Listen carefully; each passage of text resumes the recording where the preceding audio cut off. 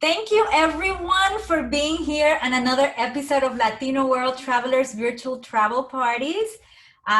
Today, please tell us where you're joining us from in the chat and if this is your first event or not. We are excited that you are here and we cannot wait to introduce you to our speaker for today. But first, let's just a couple of housekeeping things. You can turn on your cameras. We would love to see your face, so definitely show us your faces. And at the end of the presentation, we will have a Q&A. And please get your questions ready. Feel free to use the chat to connect with the other members that are here, to ask questions to the speakers, and also to share any relevant personal experience. We really ask you that you mute yourselves while she's presenting. However, you may unmute yourself at the end if you want to ask the questions directly during the Q&A, or you may simply post your questions on the chat. Just make sure you put the word question, so when I see it, I know it's a question for the speaker. Replays of this episode will be available in our YouTube channel, so make sure you check it out. We have over 50 episodes covering so many different destinations there, so you are gonna have so much fun watching them. And remember, we're here to learn and light that fire in you and your curiosity for travel, and of course, have fun. Our speaker is here doing it from the kindness of her heart and for the passion of sharing valuable information and knowledge with us. So we are beyond grateful for that opportunity. Thank you so much. And today we have with us Glenda from Glenda's Agenda, and she's gonna talk to us about a glance at Belgium. Thank you so much, Glenda, for being here. Hi, how are you? Thank you for introducing me. That was a nice introduction. Thank you, Vanessa. And hi, how is everybody? I'm gonna just say a little bit about myself.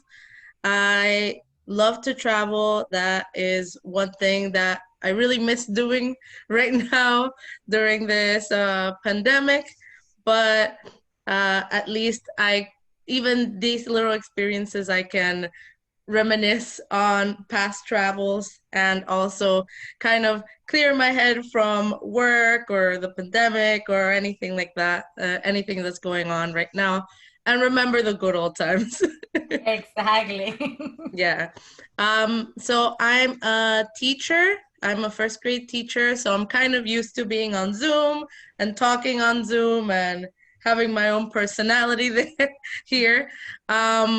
What I'm going to be talking about Belgium. I went there as a trip, and one of my friends, well, two of my friends from Belgium taught me a lot about Belgium, and it was a great experience for me. And they also kind of, how do I explain it? That one of them, she was there while I was there, and was a great tour guide. And I thank her a lot for being such a great tour guide for me and my other friend that was traveling with me. And hopefully you guys will get to learn a little bit more about this. And let's see. Let me share something right now. So when did you go to Belgium? I went last summer at the end of June. So it was summer over there too. Even though it's still a bit cold sometimes, especially like after rain. Because Belgium is known for being very rainy, just like here, because I'm from Miami, so it's very rainy here. And over there it's rainy, and it was also cold sometimes. But it was a nice time to go because it's green, it's not gloomy during that time, it's not rainy, and it was really nice. And not a lot of tourists during that time. And from what my Belgian friends have told me, and from what I saw, it wasn't full of tourists, and that was like middle of the summer there. And it was a nice time over there. Not like the museums weren't really packed. Walking around, especially in Brussels, it wasn't that difficult because it's a small center. Especially from where I was staying at a hostel right off of the center, and it would take me 10 minutes or less to get to like the center of Brussels, which is actually the center of Belgium. And let me share 1 second. Let me share my screen. Obviously, you can see I'm a teacher by having done this. I love it. My little Bitmoji classroom. So here I put a lot of the things that I learned about while at Belgium and from my friends, and just the things that I got to experience from there. Like, um, they're really big into soccer. And the first ever experience that I got with Belgian people was actually here in Miami. The year before, in 2018, I believe, when it was the World Cup, I went to like a bar, and it was the England against Belgium, and a big group of Belgian men were right there next to us, and me and my friend who went to visit Belgium with me, we were rooting for England, and then those guys were like, "Hey, let's come have a beer with us," and they bought us a beer, and they're like, "Oh, we'll pay for your beers too," the ones that we had ordered anyway, and then we ended up rooting for Belgium instead of England, which we came there to root, and they gave us flags, they gave us little the necklaces, they even gave us paint. We had like paint for the Belgian flags there. Oh, there's a person, and it was fun. That was my first experience, and I never thought that I was going to come here or go there so soon after that. So some of the things that I put here that I find very relevant to Belgium are, well, the food. I find that food is very important to a place's culture. So I always like tasting the food, and here I have some of the things that are internationally known to be Belgian, but why are they Belgian? That's what I want to explain. Yes, and then I can't wait. yeah, and how are they different from the ones that we usually know? So there's their beers. They're very, very big on beers and different little pubs all around. Then their fries, the special Belgian fries, and also their Belgian chocolate. And then also the waffles, the Belgian waffles, and the types of waffles that the types of Belgian waffles. And I also wanted to just let everybody know, I haven't visited all of Belgium. I've only visited 2 of the cities, but I did want to visit some other areas, but some things were unexpected, and I was only able to visit 2 places, but I got to know Brussels pretty well, and it was a beautiful place, and I had a great tour guide, which was my friend that I made in Spain while I was living there. Where in Spain did you live? I lived in 2 places. 1 year I lived in a small town called Águilas, and it was in the region of Murcia in the south coast. And then I lived in Malaga, which is in Andalusia, for 1 other year. And I loved my experience in Spain. I wish I could go back and live there.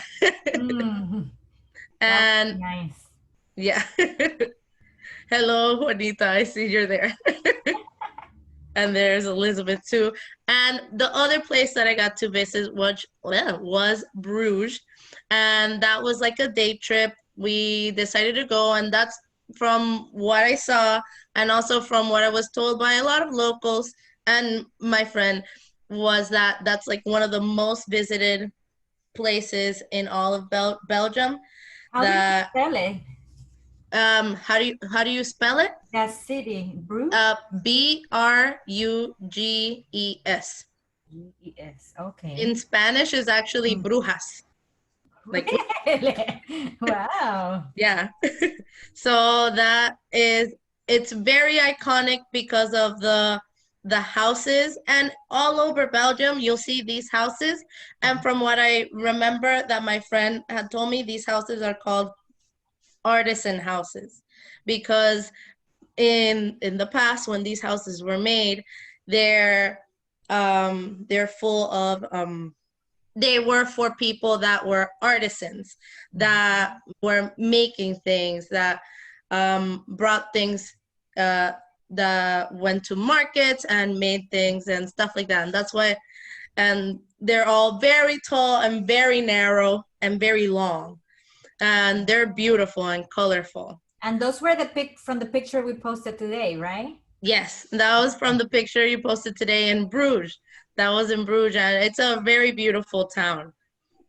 And some other things that I wanted to talk about that I'll also talk about is how Brussels and Belgium especially is called or wants to call themselves the comic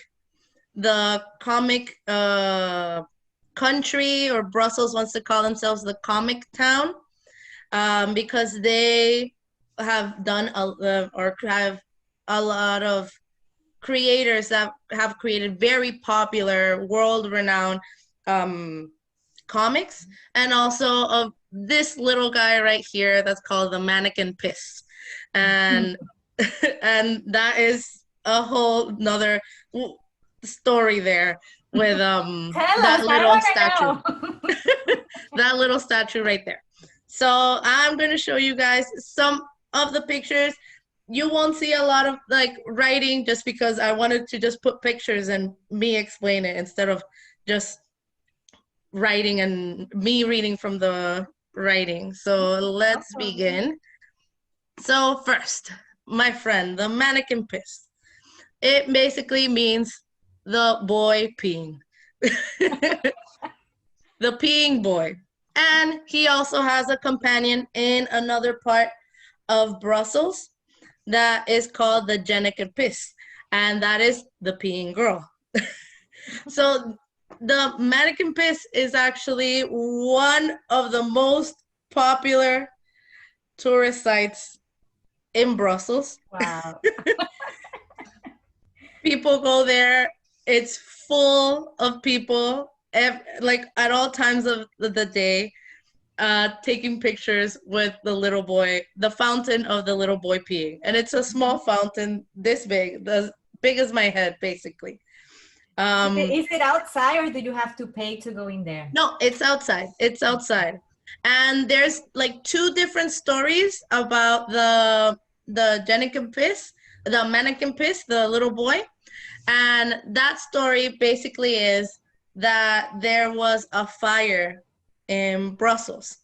And that's the main story. I know there's another story, but it's not as big. And okay, so there was a fire in Brussels, and who put it out? The boy who was peeing on the fire.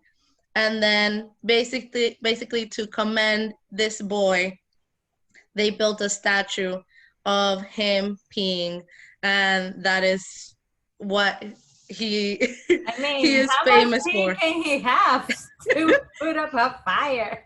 Yeah, maybe he he drank a lot of water that day and needed to let go, and he's like, well, might as well put out this fire. It's so So funny. yeah, it's a funny little story, and that made me laugh. And right here, I wanted to tell you guys, this is my friend Alexia. She was the one that um uh that gave me the whole tour of Brussels. She was also teaching me French while we were living in Spain. And do I know French still? Not really. It's really hard for me. But from her tour and also from all the information that she gave me, um, I'm really happy to say that I got to visit Belgium because of her, and she showed me around a lot. Let me let in some more people there. She also told me, because in Belgium there's two main languages. There's Flemish, and then there's French. And then in Brussels, they speak kind of both Flemish and French. And Flemish is kind of a dialect from Dutch.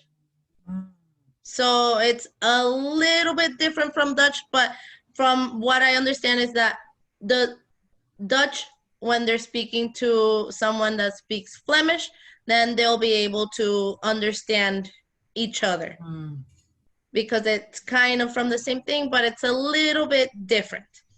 And there's certain areas in Belgium where they speak more Flemish than French, and certain areas that speak more French than Flemish. Like in the city of Liège, they speak more French than Dutch. And then in Antwerp and Bruges and Ghent, they speak more of Flemish. And that you'll see a lot whenever you go. You'll see things where it's some signs in French, some signs in Flemish. Wow. And it's kind of like, I don't know if for other people, depending from where they are or where they're living. Here in Miami, there's people speak a lot of Spanish here, and they also speak a lot of English here. So here you see signs in English and you see signs in Spanish all over the place. So it's kind of like that, but in a different language. But was it easy for you to navigate the country speaking English and Spanish and not Flemish? Yes, for me it was fairly easy, just because from what I saw, and I'm always trying to speak to locals, or always trying to ask locals where to go, or if I get lost or anything like that. And mostly everybody that I asked spoke to me in English, or I also asked them in French, like, do you speak Spanish by any chance? They did speak Spanish. Like, some did speak Spanish. So wow. I'm glad that I was able to at least get people to communicate with me. And at the end, I also, if there was no English or no Spanish at all, I just tried to see from what my friend taught me what I could understand. Very cool. Yeah. That's part of going to a country, immersing yourself completely. Yeah, and I like languages. I'm a big lover of languages. So I like listening to the language and knowing like more and trying to understand them. Okay, so let's continue. Now the waffles and the fries. Woo! Obviously, a lot of people know, like, here in the United States, a lot of people might go to different restaurants and they'll see, like, in the menu, oh, Belgian fries, oh, Belgian waffles. But is there a difference between, like, the waffles that we usually eat or the French fries?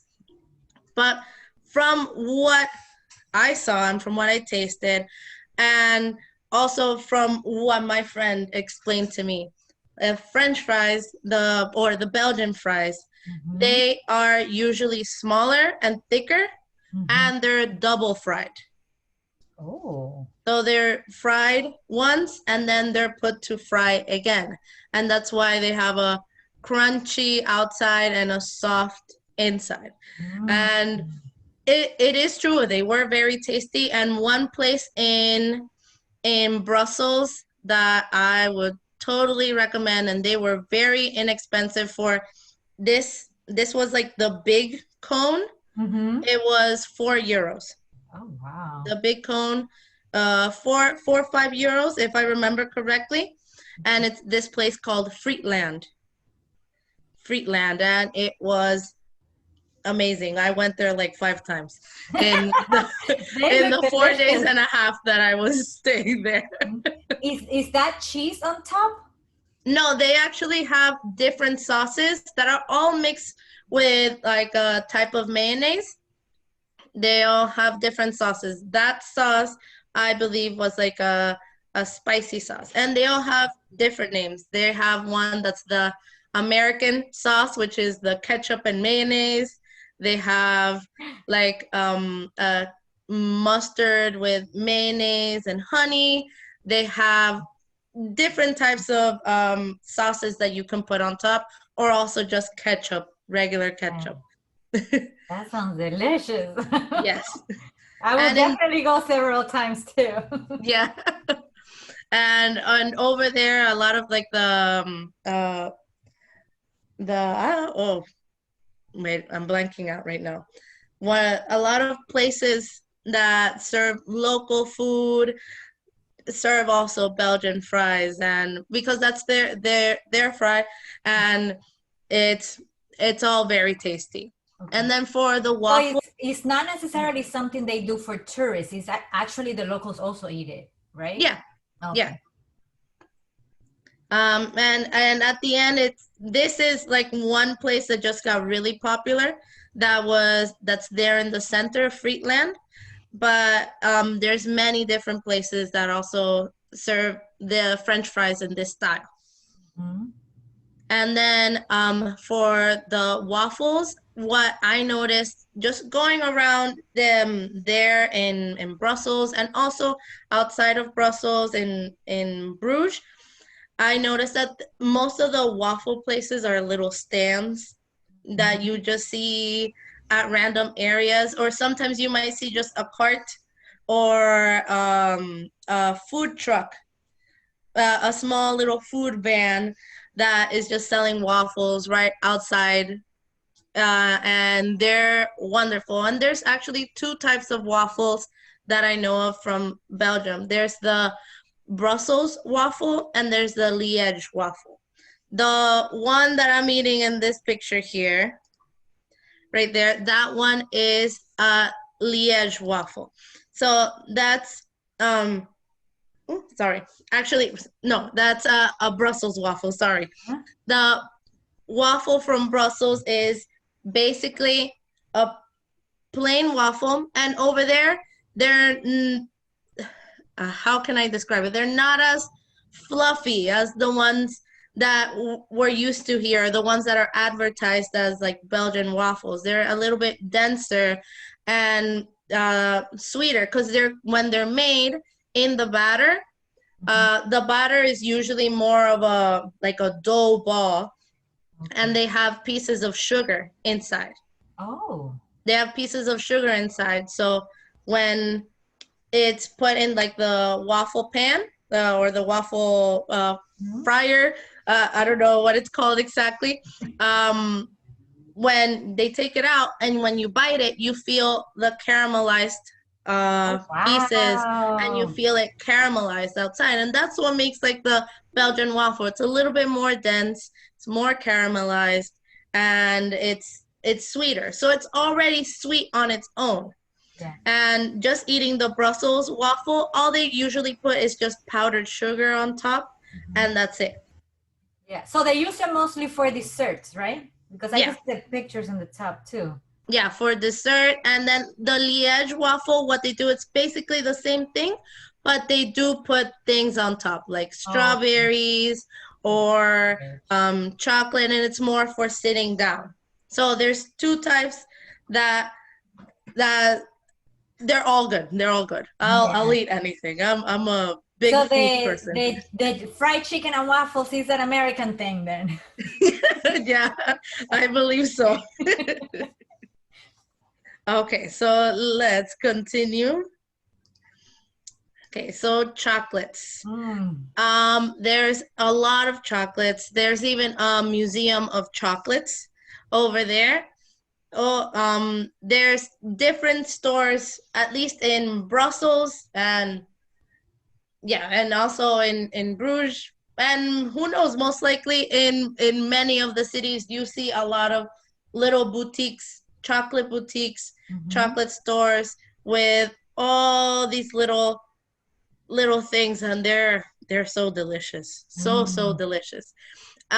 In Brussels, you'll see more where, because it's more touristy, Mm-hmm. they have a limit on how many you can taste. It's usually just one. Uh, and me and my friend, since we were at the end of our trip, we were kind of low on money.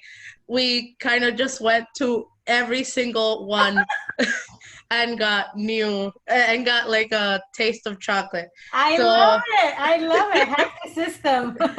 yeah, and that's what we did. And also, one thing that I totally recommend just anyone, whenever you're traveling, grab the local newspaper, because there they'll have coupons for things that are local that you might actually want. We found a coupon for this brand chocolate to get 2 boxes and a little bag for like less of the amount that those boxes actually cost. So me and my friend were able to get that as like a souvenir for our parents for those chocolates, and that was a steal, kind of. That's a great tip. I've never even thought about that. Wow. Yeah, to look into the local newspaper. I think that there you can see a lot of the local things that are happening, even if it's in a different language. Right now, Google Translate has a thing where you can put it over text, and it can kind of translate the text there, and it's I think it's a very good tip right there when traveling. Yes, definitely. And when we went to the museum, from what I noticed, looking at walking around in Brussels, many of the museums are the entry is €8. Most of them were €8. The chocolate museum was €8. The the mannequin piece. One thing that I didn't say is that he is dressed differently. He has a lot of different costumes, and there's a museum full of his costumes. Oh, A wow. museum full of his costumes, and it's also just €8 to go in. And then the the Museum of Belgium, which is in the center, in the by the town hall of Brussels. That one, I believe, it's €10, but it gets you entry to somewhere else. But I can't remember right now. It gets you another entry. But the chocolates, they're amazing. In the chocolate museum, you get to see a person making the chocolate. They have it all liquid, and you see him go through the process of putting it in the little tins, and how they get in the little molds, and what they put inside and how they put it inside, and then what is the process of them cooling it. And then they already have some that are cooled that we get to taste right there, and you just see the process of where they get the chocolate Yeah. and all those things. Like, many of those chocolates come from like Venezuela, Mexico, like the cocoa bean, and Yes. that is like a whole company there of how that chocolate goes to Belgium. Mhm. Do they do customized chocolates? Like they have the base and you choose what to add inside? That I did not see, so I'm not sure. Maybe there are some specific stores that you can ask for that, but most of the time, from what I saw, they had just what they have there, and they have a lot of choices. They have even sugar-free options and spicy. They have a lot of different things. Nice. Okay, so let's continue. You're getting me Now, hungry now, from the fries to the I'm waffles, hungry too. chocolate. I'm hungry too. Go. So there I'm with my friend, and this is in the center of Belgium. And one specific little um, tidbit that I want to say. So this right here, I should make this bigger. Let me just make it bigger right there for you guys. Let me put it there. Boom. This is the town hall of Brussels. And that town hall is huge and it's beautiful. And then here, a lot of people from Brussels, when they get married, they would get married in there, or from a section nearby, they can get married there. And just in those 4 days and a half that I was there, I got to see 2 weddings. Wow. Of people going in, and someone at the top here in this balcony area, just like taking pictures, and a bride. And it was really nice, and you could see just everyone watching from downstairs. And then the other one that I got to see is I got to see the bride walking into through this main door to go up to her wedding. Wow. And for everyone to know, one little tidbit is this right here where you see me standing on top of a star, that is inside of this building. Once you walk in, you get to a little courtyard, and this star is known as the center of Belgium because it is the center of Belgium.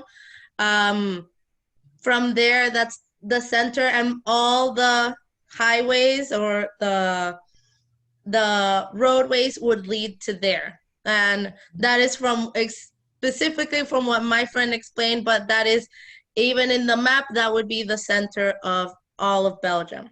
So if there is a wedding happening at that time, can you still access the courtyard? Yes. Okay. Yeah, you can still access the courtyard.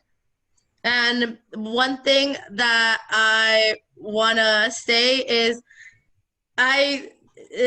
being there, I saw a lot of things that I did not expect. The weddings, and one thing I didn't want to show here because it might be a little bit too inappropriate. There was a naked bike ride. Someone like actually riding naked, or a group of people? A large group of people riding naked. It was a large group of people riding naked through there, the center where. And it was an interesting thing. It was interesting, but it was fun to see. Is this something that happens regularly, or it was a specific event that? It was a specific event because at that time, I think that would be in the next picture. Let me see. Yes, at that time they were getting the whole city prepared for the Tour de France, because Belgium, Brussels specifically, was going to be the beginning for the Tour de France. So here, this is kind of known like the balcony of Brussels, where you can see like all of Brussels from this little courtyard. And they were getting everything ready. You would see like an S with a bike everywhere, little decals on the street saying, "Are you ready? Are you ready? Are you ready?" in French, also in different languages. And it was pretty cool. But you saw a lot of like different yellow things, and that was because of the Tour de France. So I think it was because of that reason. Is this area still by the town hall? This area, if you see right here, that right there, that's where the town hall is. This is maybe between 5 to 10 minutes walking from the town hall. 5 to 10 minutes walking from the town hall. It was very walkable, all of Brussels specifically, just because I like walking, but it was very walkable. Everything's within 5 to 10 minutes from the center. And here this gets full. It's like a little courtyard with people get to sit here on the side. And it was really nice that day. It was hot, but it wasn't as hot as what I'm used to here in Florida. And it was a nice time, especially since it was in the summer. And just one more thing that I wanted to tell everyone is back here in the center, it's that center is kind of closed off. It has entrances, and what they do every fall is they decorate that center courtyard, and it's very beautiful. Obviously, I was not there, so I don't have any pictures, but it is decorated really beautifully during the fall with flowers, the whole floor of the center of Brussels. So if you guys Now, go there in the fall, now you know what to expect. yeah. Yeah, you would know what to expect over there, and also obviously getting a little bit chilly, and the like in most places up north, the time would start to nighttime would be earlier. And one thing that I wanted to say about Brussels and just Belgium in general, that churches and cathedrals, that I know a lot of people like to go to those. Most of them are free of charge. Like this is the cathedral in Brussels, and this is actually where like the queen and king of Brussels got married. And that one was also free, but it just has like little areas that maybe it's like like a place downstairs. I don't know if that's called like a catacomb. I forgot the word. There you would have to pay. Okay. It's a paid area that's like closed off, but you can see most of the church in the prayer areas. You can see that, and it's really beautiful inside this church and the other churches that I went to. The stained glass murals, they're really nice and colorful and very, at least in this one, it was very clear, everything compared to other ones that I have seen in just different churches, and it's really nice. Seems very well preserved. Yes. Yes. And this is also just a few minutes walking from the center. Like everything was walking distance. And yes, it is a little bit hilly, so there are some parts that you would just have to go uphill, or some parts that you are going downhill, so that might make it difficult for some people, because I know it's a workout. But you can totally see the entire center in one day, or do you recommend Yes. 2 days?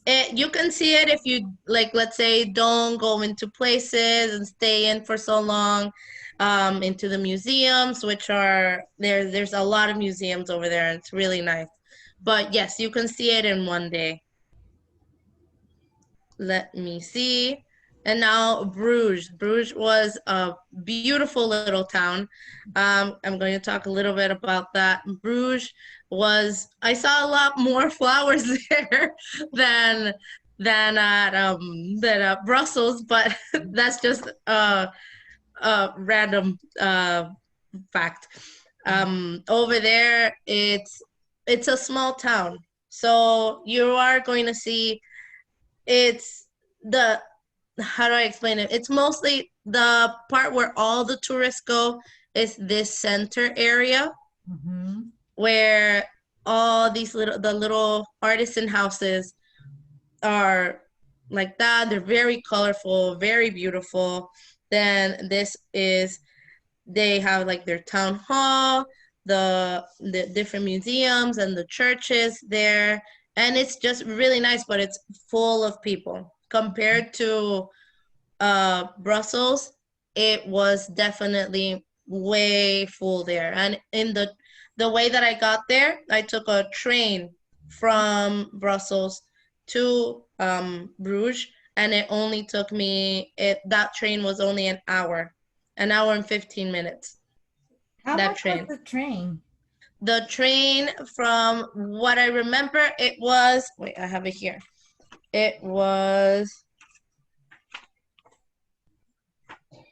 20 euros. And that was a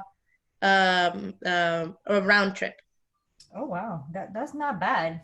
Yes, but I think it might depend also on the the time that we went really early, and we left a, a little bit earlier than I think what maybe other people might leave. We left like around 4.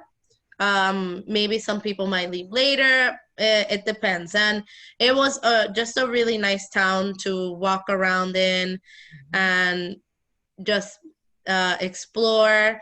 Then there were some really nice sites. A lot of people do some boat tours.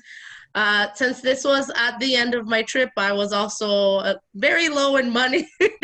So I had to kind of cut some of the things that I could do. So it was mostly a lot of sightseeing and just doing some things and talking to people around. And I like talking to a lot of like the shop owners too. And Brussels and Belgium, what they're also known for is these little windmills. Yeah. I was about to say time turners for some reason. The windmills, and it was nice. We were just walking between all the little houses, and we found this park with like 2 or 3 windmills, and we just sat down and decided to lay down and rest, take it easy that day. And it was just nice sitting there with the sun hitting you. It was cold at times and it was hot at times because it was a rainy day, so it depended on like the clouds. But it was a wonderful time. And there is some there, how I said before, there are some museums there. Mm-hmm. I just did not get to go in because of being short of money. Yeah. When you got there, like around 5 in the morning, what were things open?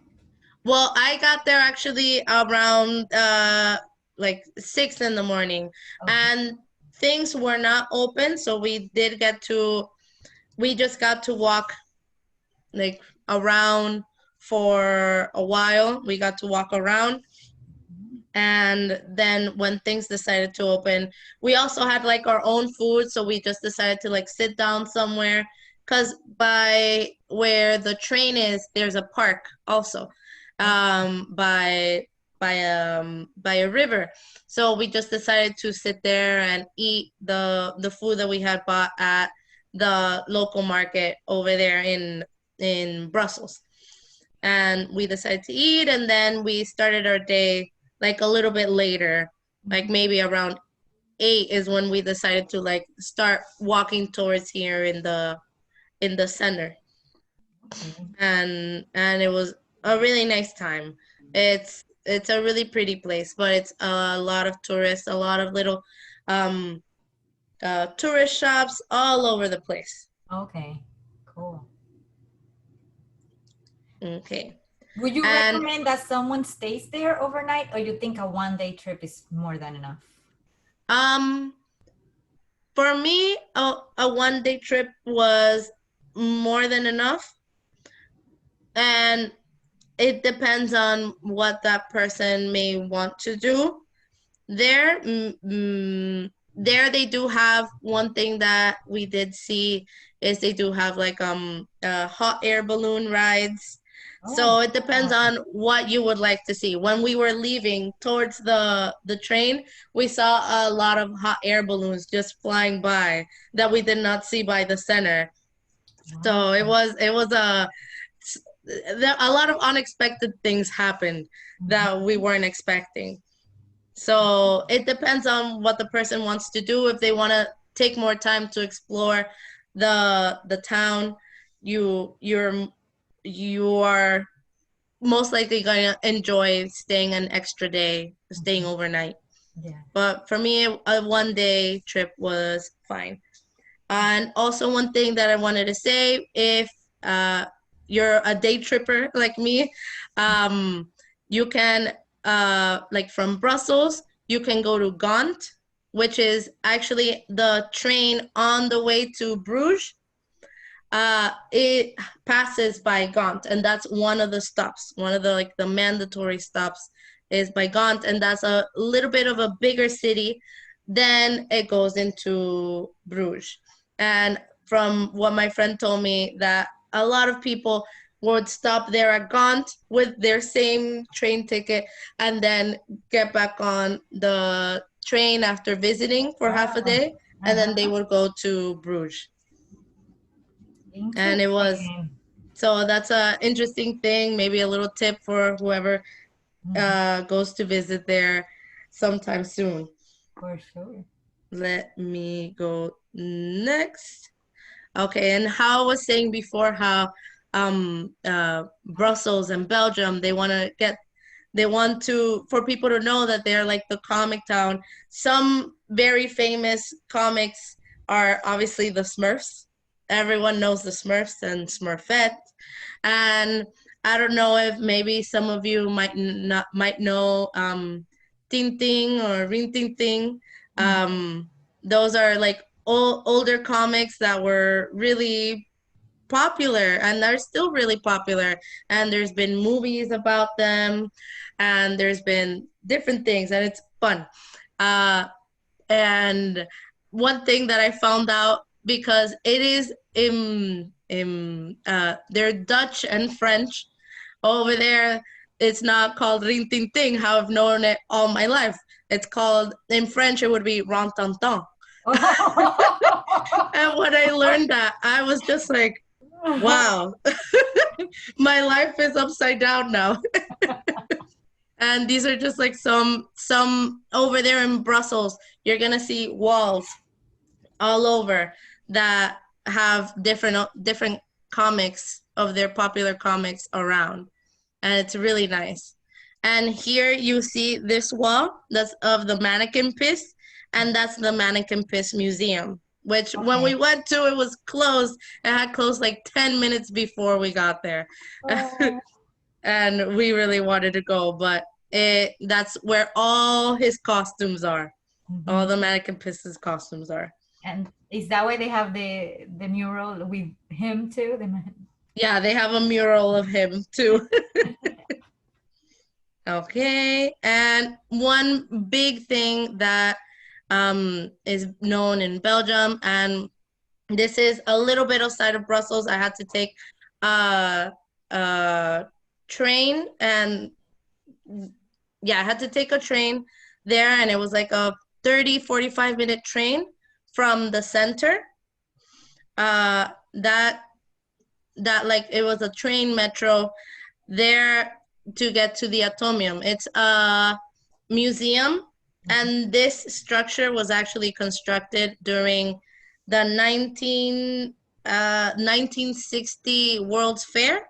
Mhm. I believe it was the 1960 World's Fair, and it's like an atom. It's an atom structure, and it was built during that time, and it's huge. It was made of um uh aluminum, but I think that they changed it and now it's different. See here, this yellow thing Yeah. that's from the Tour de France Yeah. that was everywhere. But this is a huge monument, and it's right next to another little attraction that's called Little Europe. There, here you get to go in and see different things about that World's Fair, learn about the different pavilions that there were about of this World's Fair in 1960. And right at the center, they have this cool just attraction. I don't know how to call it. It's just like lights, and you see the atom lights going around, and then you hear Oh, like wow. music, and it's like blaring, but it's also, I don't know how to call it, very attracting, and people just sit there after like so long in the museum part, because you get to go, the museum is through the little balls here of the Oh, atom. oh, So wow. yeah, and I think this one is this center one, and it's super cool. So you get to go through each one, I love and it. It's yeah, almost like a scavenger hunt. yeah, and it's super cool. And you get to also see all of Brussels. You get like a 360 view from there, but it's a little bit outside, so you see the city much farther away. the center much farther away, but it's a really nice place to go. And there we paid, I believe it was 18 euros, and but it was a little bit more because it got us here, and it also got us into mini Europe. And mini Europe which is right outside of the Atomium, is basically a small, like a huge courtyard where they have Europe, like the famous Europe monuments, miniature size. Oh, wow. Yeah, so it's really cute, and you get to go around, you get to read about the country, you get to hear every country's little the national anthem, and it's beautiful. They have the Eiffel Tower, they have just everything you can think of, they have there. Everything, every little monument. Yeah.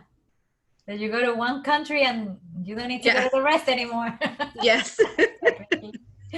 And just some other things. This is also in Brussels. These are some museums and it's very specific buildings that I wanted to talk about. This building right here in the middle, that is the palace. That is where the king works, basically. Where the king works.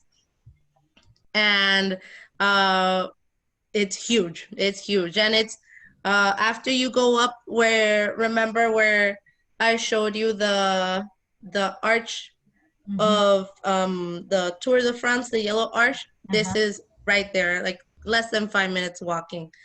And you see all these buildings right there. You'll see this one, the palace of the king, and then these buildings, which are different museums. This is the Museum of Music. And also you'll see this one, which is of this very famous artist called Magritte, the Magritte Museum, which is, he used to, I don't know if anyone might know, he would make like clouds and then a silhouette of someone wearing a boulder hat, or he is the one that has the pipe that says "This is not a pipe," and it's just different, very famous art from Magritte. And then this building I wanted to talk about because it's the what's it called? The court. The court of yes, it's the court. And there, that building, you see that it's in scaffolds and everything. It has been in scaffolds for the past 30 years.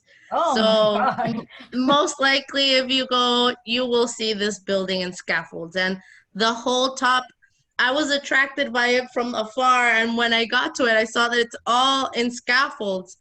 And that little dome right there is like gold and bright, and it calls you, but it's that little dome right there that called me over to this area. And let me see. Wait, I was having problems moving things. Oh, wait.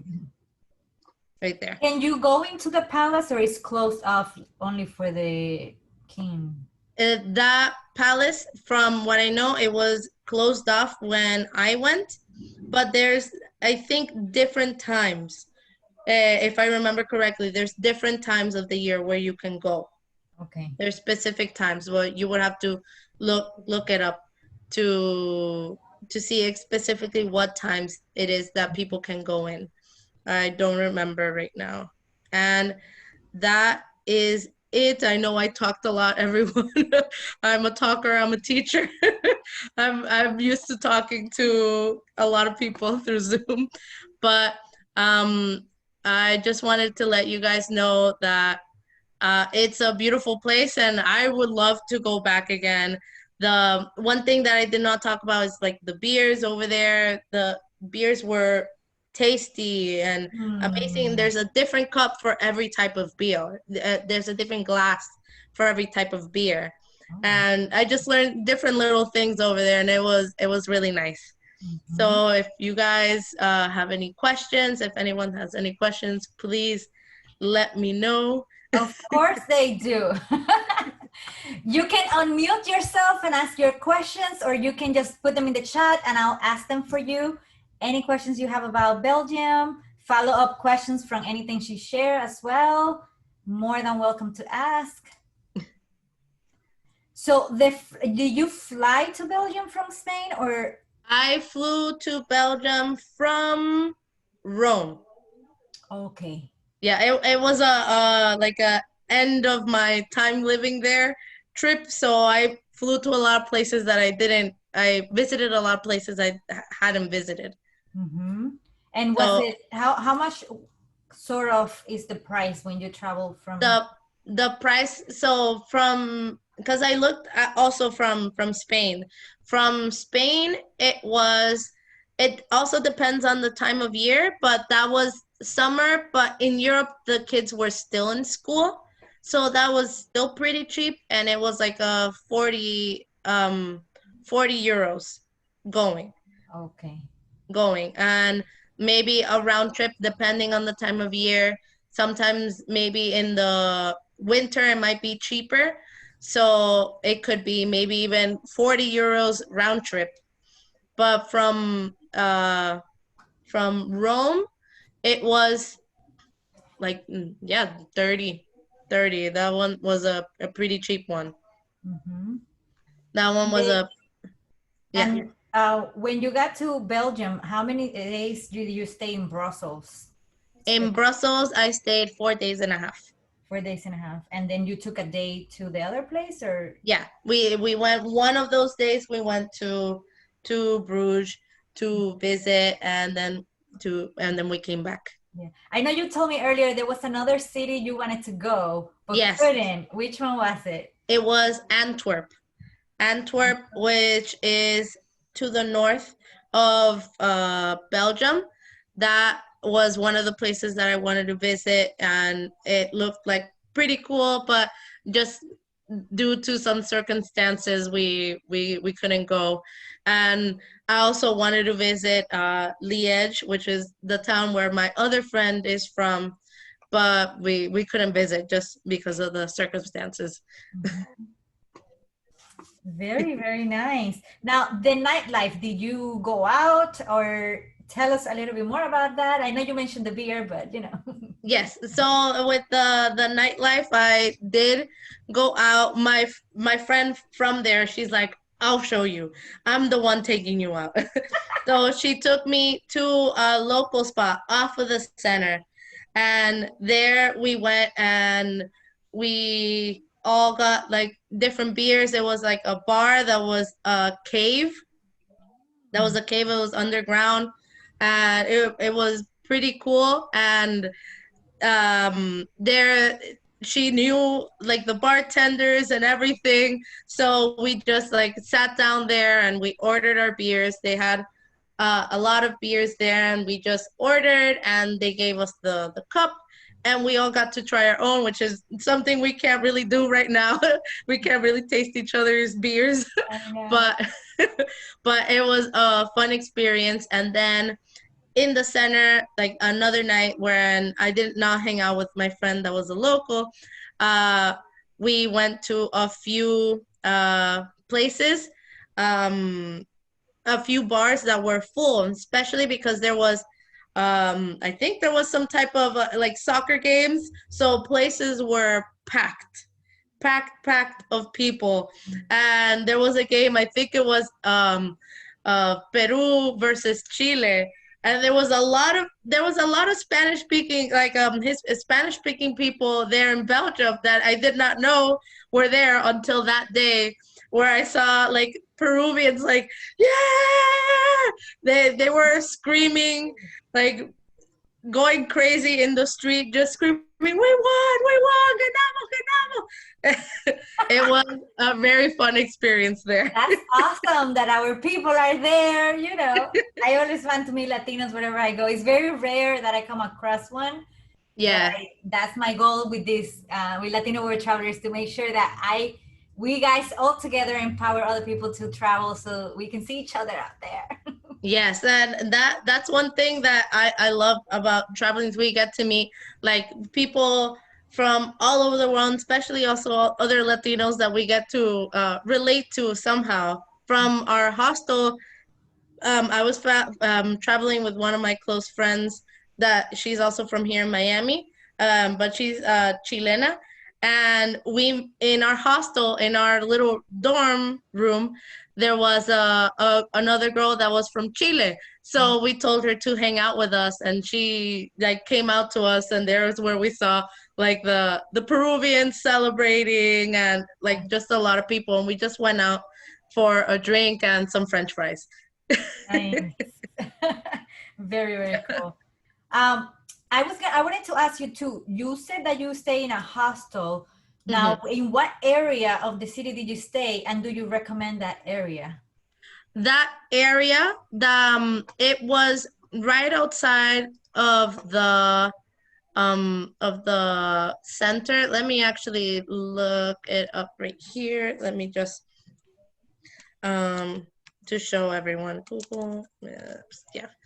It was maybe a 10-minute walk from the center. Not when sometimes I could even get there a little bit faster. That was a really nice area. The only thing is maybe at night for like maybe just as a woman, it felt a little bit uh maybe just I felt a little bit insecure to walk there on my own at night. So at least I had my friend and my other friend, the local, she also walked with me because she would just take a taxi from there to her house because she lived on the outsides of Brussels. Mhm. But that was, let me, okay, I'm here. And taxis are easy to take, right? Yes, you could find them everywhere, and there was also a lot of buses there.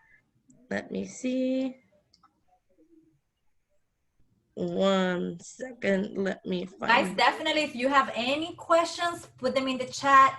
We want to know. We want to make sure you leave here with all of your questions answered. Okay. So let me just show it right here. Boom. So this right here, the red little pinpoint, that Mhm. was the hostel that I stayed in, the Urban Center City Hostel. And it literally, I just had to walk down one main street to the center. It's really close. Yeah, it was really close by. And like basically the only thing I just felt insecure basically as a woman, just there were a lot of men sitting around the bars, and that was just me being insecure walking there, but it was fine. I walked there with my friend, and I was always with her, so at least we were together. Mhm. But overall, it was a really nice hostel. Really, even though it says hotel, it was a hostel. And a really nice area Mhm. We have with. a question from Sira. Are taxis affordable? Yes, they were affordable since I shared with my friend. We only took a taxi. We only took a taxi, I think, yeah, once, and it was from because we were a little bit like lost and also sleepy when we first got there, so we just didn't know exactly after getting off the airplane and going on the train to the center. We got off in the wrong spot, so we took a taxi, and I think we spent each um 10 euros Okay. from where we were. So it was a $20 one, but that I think it depends on if you're with more people and exactly where you're going to. So the airport is accessible through train. Yes, it is. Just like the day that we got there, we got off in the wrong spot, just and we were tired from Rome because Rome is very tiring. So Mhm. How many hours was it to come from Rome to Brussels? It was 2 hours. 2 hours. Okay. 2 hours. Yes, 2 hours and a half, or 2 hours 45 minutes. Mm-hmm. Wow, very good. Okay, Yes. guys, do you have any more questions? This is your time to keep asking Any questions. questions, anyone? I don't bite.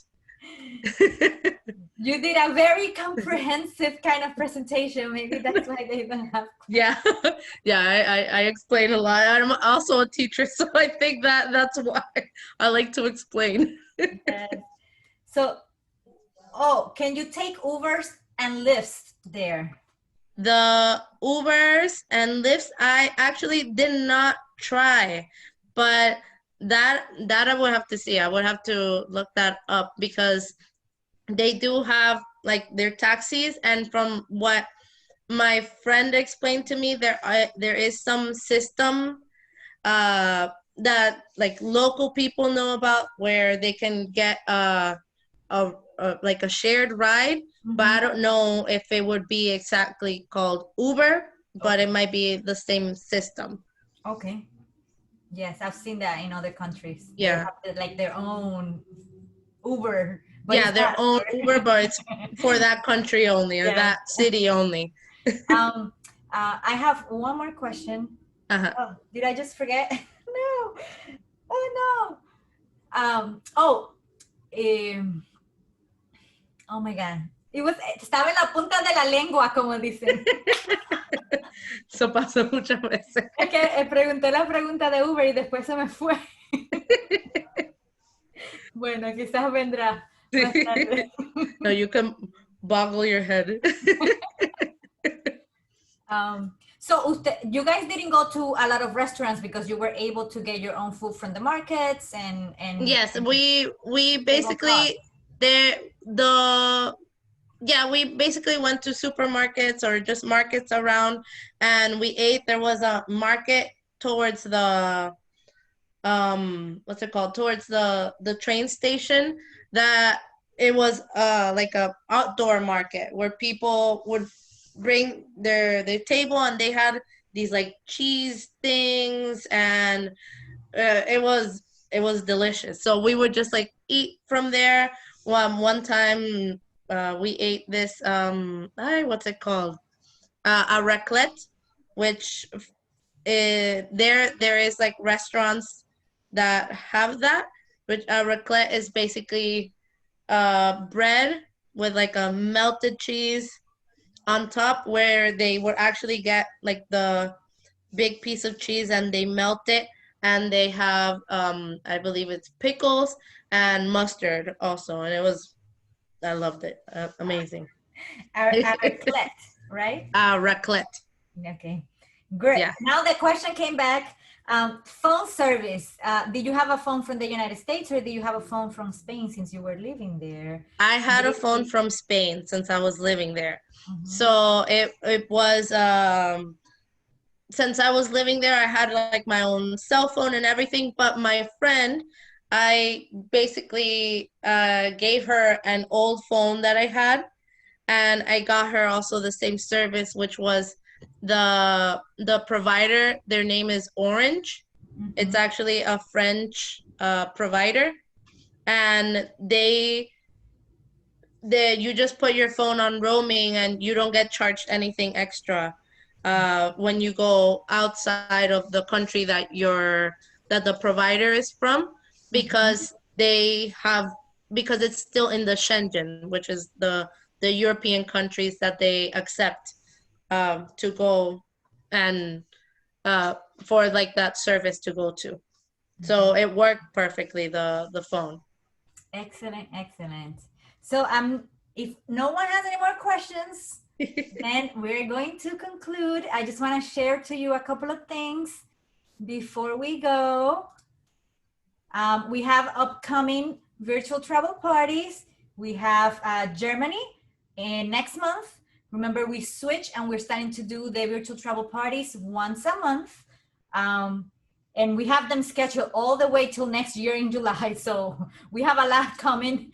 And then we're gonna start doing a couple of them domestic travel because since we are traveling here in the United States more than ever, now we want to cover different states that are usually not in the top of your mind when you're thinking of traveling. So we're gonna start with West Virginia, and that's gonna be in December 3rd. So marca tu calendario and get ready, because that's what we're gonna be doing for the next couple of months. I'll be putting that in my calendar. Yes, and also conéctate con nosotros, and we have 2 platforms where you can connect with us and connect with other Latinos who absolutely just love to explore the world. We have our Facebook page, our Facebook group, where people post where they're traveling and other people give them suggestions. You can post questions, articles, memes, anything you can post about travel related in our Facebook group. And we have our Instagram, in which we use to spotlight Latinos who are already traveling. We post our upcoming events, and yeah, we try to make you feel represented in this industry, which many times lack that representation from Latinos. So always, we want to be there for you all the time. So donaciones, these events take a lot of effort to put together, and we love planning them for you. So if you enjoy the information we provide in these virtual travel parties and want to help the sustainability of Latino World Travelers, you can make a one-time contribution, because every little bit helps. You can use our PayPal, or you can also purchase merchandise in our store. And that's another way that you can help us to continue with this community and growing it and creating more things for you. And lastly, un millón de gracias. Thank you so much, not only to you for speaking and giving us so much information, Glenda, but on sharing your story in Belgium, providing Latinos with tools so they can feel empowered and go out there and experience the world. Because that's my number one mission, to make sure that they don't feel scared to go out there, that they see us as a way of inspiration. If we did it, they can also go out there and do it themselves. And now they have all the information that you gave them to make it happen. Also, thank you to everybody who attended this event, and for being here supporting us, for being an invaluable part of this travel community. I can never thank you enough. And yes, see you next month when you guys come again to see the next one about Germany, and the next one about West Virginia. And we'll keep in contact through Instagram and through Facebook. Thank you again, Glenda. Thank you, Vanessa, and thank you everyone for coming, and also, well, the people that left too, but thank you so much. Yes. This was a great experience. You're so welcome. Have a good day, guys. Adios.